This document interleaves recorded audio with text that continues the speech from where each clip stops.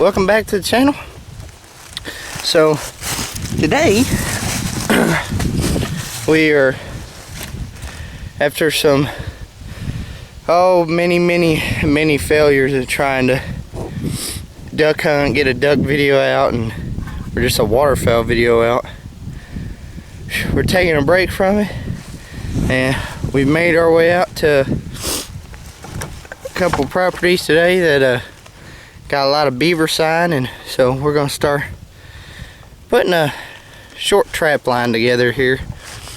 So I'm currently at property number 1, and I found let's see if I can. We found a pretty large active beaver hut.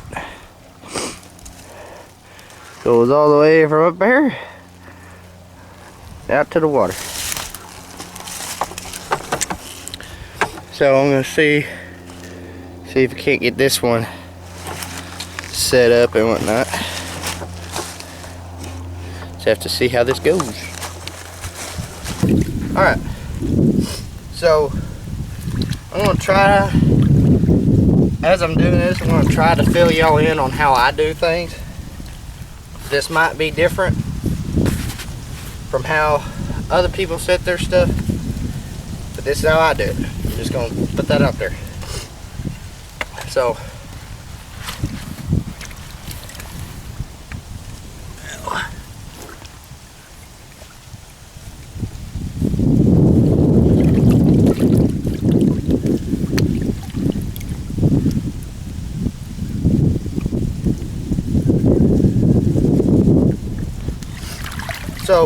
predominantly when I trap, I look for a couple things, but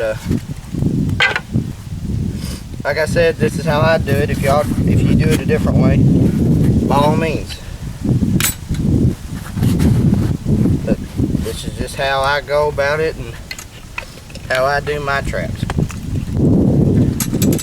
So what I'm using here is a 330 conibear. This is probably your most common trap for beaver.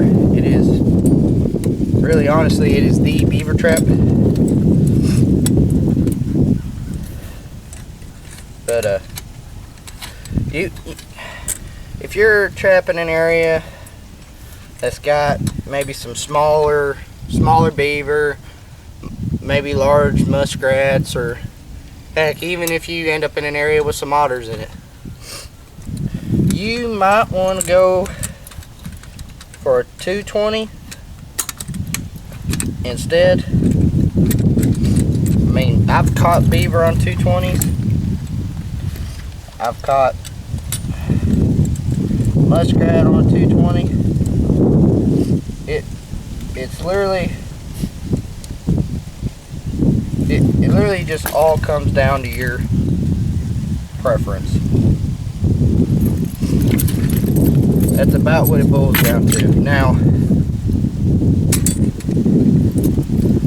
this size trap here, this is your beaver trap. This is your main size beaver trap. But like I said, it's all down to preference. Some people might not want to use the 330. Some people might want to go a little smaller. It's down to your preference. Now, what I'm standing in currently is, from what I can feel, is a pretty main entrance to this hut here. And y'all probably can't see it on camera, but right here next to my hip here is a fallen tree. Now there is a run right under this tree. It's the entry point. What I am currently doing right now, though, is, since I know this is a run and a good entryway,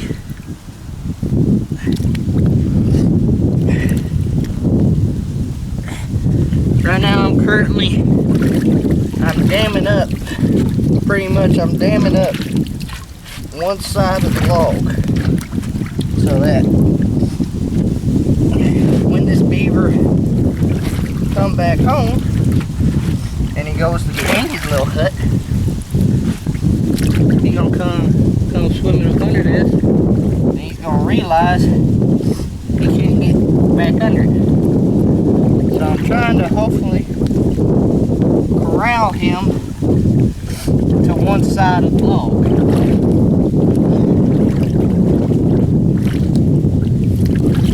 Like I said, I'm going to try to keep this as educational as I can. But, alrighty, here we go. So, I've got everything dammed up like I want it. I say that.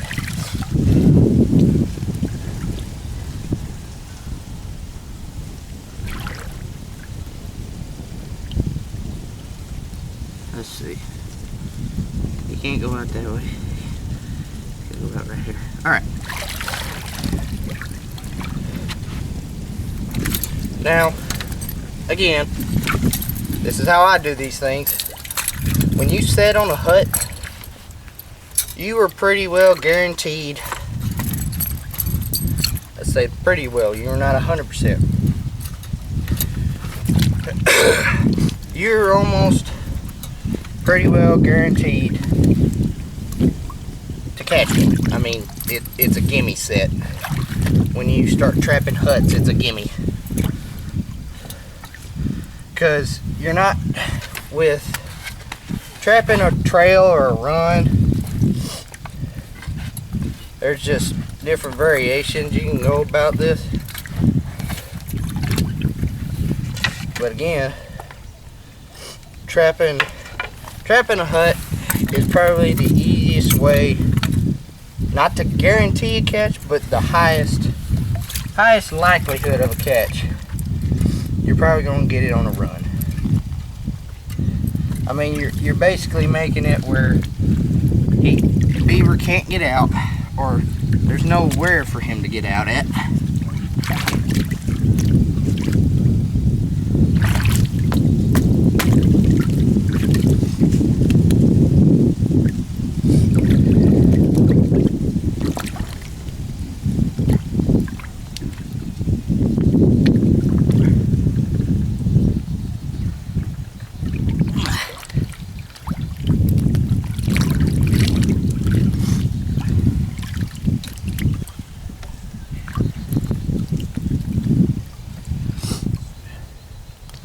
Again though, this is not, nothing I do is a gimme.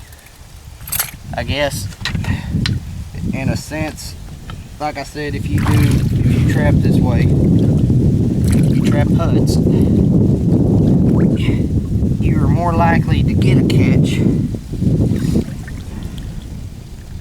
than you are not to get a catch.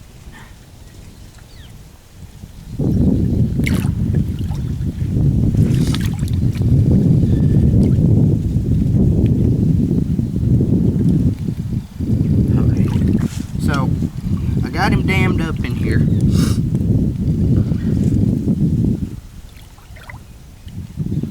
Now, with these conibears, these 330 conibears, you want that trap to be pretty anchored in there. You don't want it to be wiggling about, floating away, and also you want it to be anchored in pretty darn good. I know a couple people that when they go trapping, their traps don't get anchored in as good as they should have been, and basically the beaver makes off with the trap. That's about as clear, plain and simple as I can get with that. So when you do this, if you're new to this, it helps. If anyone, I always tell, if they want to get into trapping, go find somebody who traps. Ask them to follow them out on the line one time. I don't think there's a trapper out there that'll tell you no to that. So if you're ever in a way where you find a trapper, know a trapper, just ask them to take you out on the line. Trust me, it'll be worth it. You will learn so much. But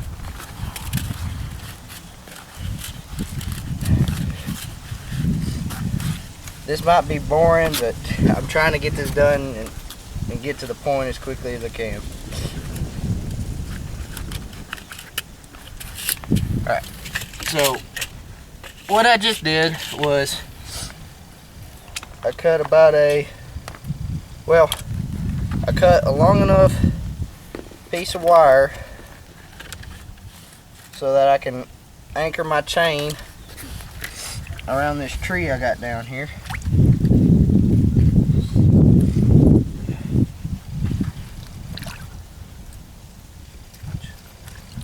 Some people use different things to anchor their traps. You can anchor it with sticks. This is just the best way I have found to do this, is to anchor it. Ooh. Anchor it out with a piece of wire, which is what I'm doing now.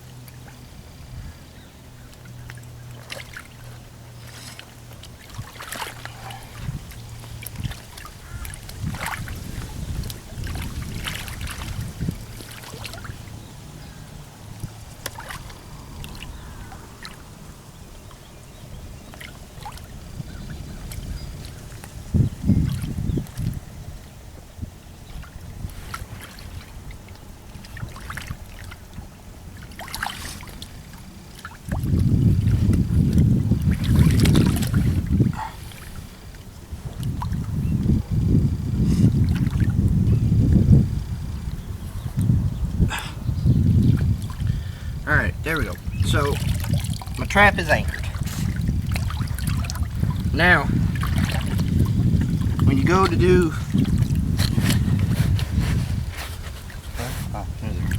So, when I set traps like this, if you're gonna trap a hut, you need to make sure your trap area is clear of debris, or I guess where exactly your trap is needs to be clear of debris.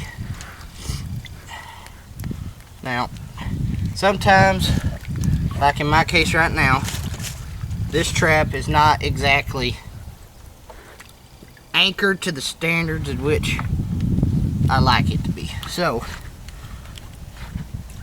along with my stakes, I'm shoving some sticks in those side holes to hopefully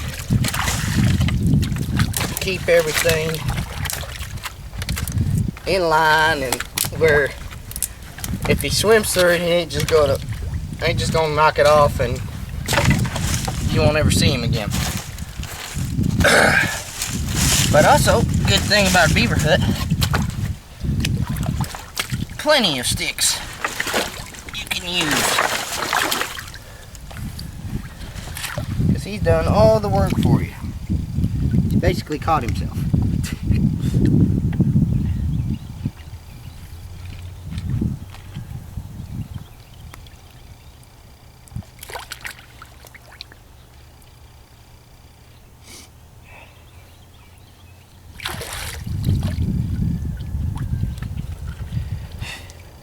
Yeah, I gotta bear with me here a little bit. I'm not used to doing this with big old rubber gloves on. Usually I'm doing this with bare hands, but a little too cold for that this time of year.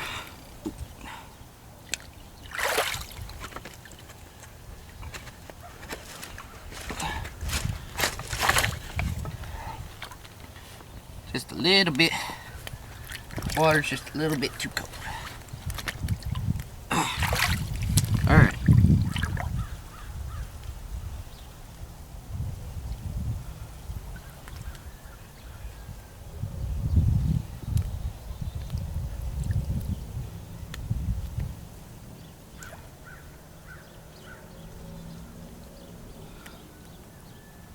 So right now what I'm doing, because y'all can't see in the water, I am adjusting my trap in a way that I'm not quite flush. I don't want to say flush with the bottom, but you want it to be where basically you don't want him to swim under your trap.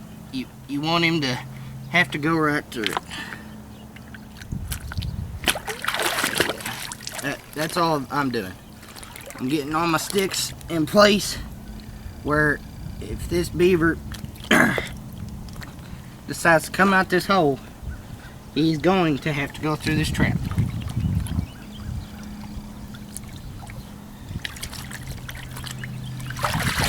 Alright. So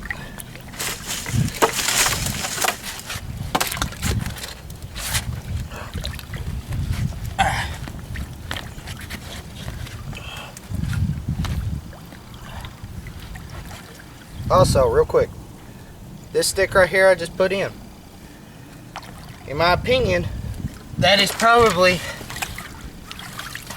one of the more important things you can do.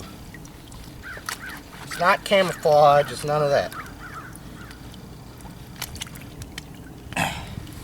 These are called dive sticks. And like the name suggests,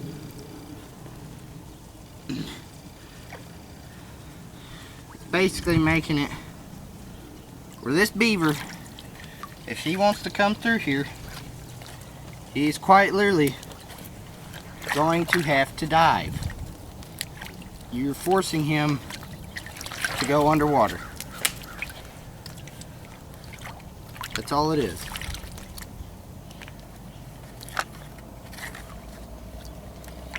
You're forcing him, like he can just be like this stick is floating here right now. It's as simple as that. It's just something that makes him, he ain't swimming through the top. He's gonna have to go under it. So right now I'm making sure my trigger is set.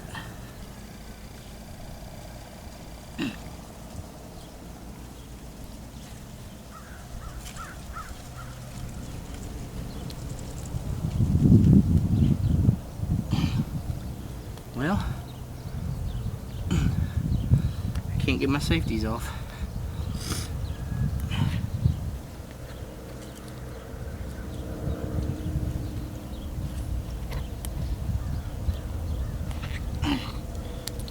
No sugar.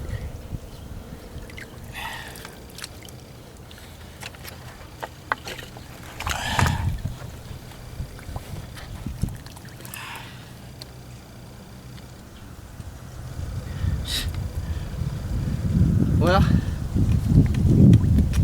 alright, there we go.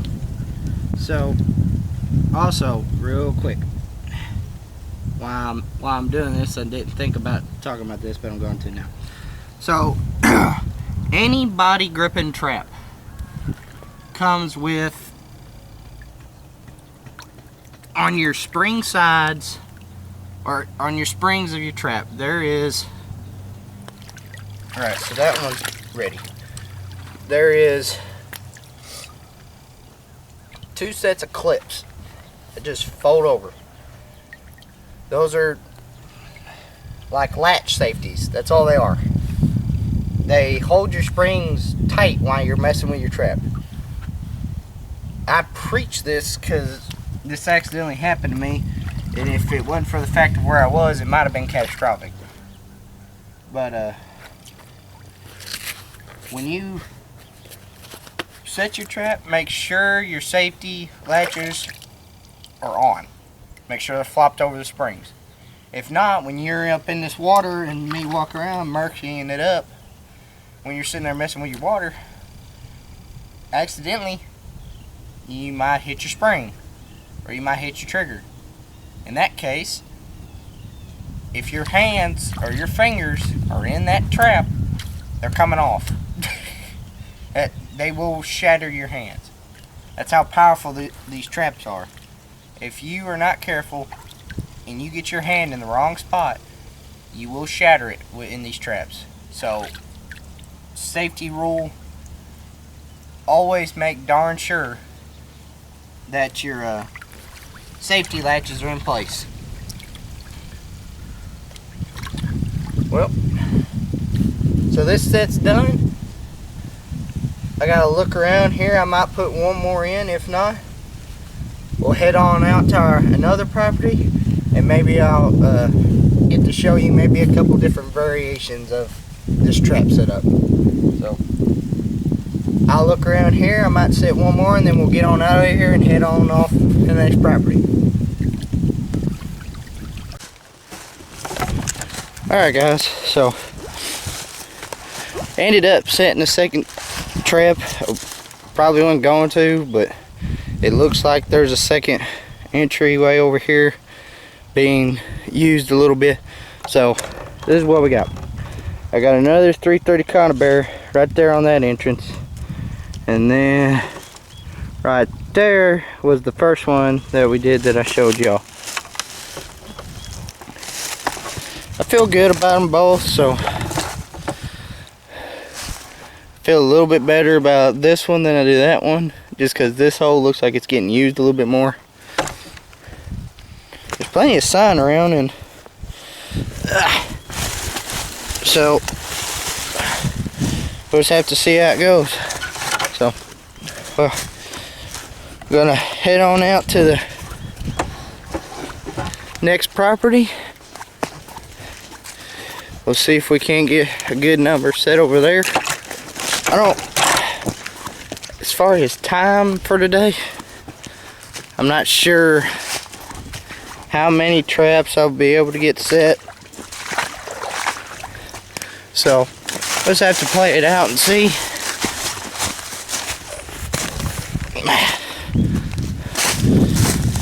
So I'm hoping to get a good, at least all my 330s out. I haven't had a chance to trap this year yet. I meant to do a little bit earlier in the season, but I never got around to it. So hopefully I can get all my 330s out. So that would be, that'll be about, I think I got 8 of them. Hopefully we can get all those out. I got 8 today. I got 8 as far as equipment goes.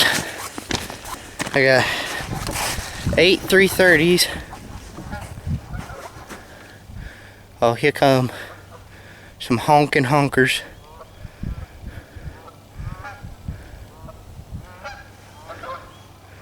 Oh. Anyway, I got 8 330s with me. Let's see, 8 330s, I believe 6 220s. Don't take my word for that. I think I have 3 or 4 of some like real small, like kind of 120, I think is what it is. It's a really small, like muskrat trap, but and on top of that, I have 2 650s and 2 550s.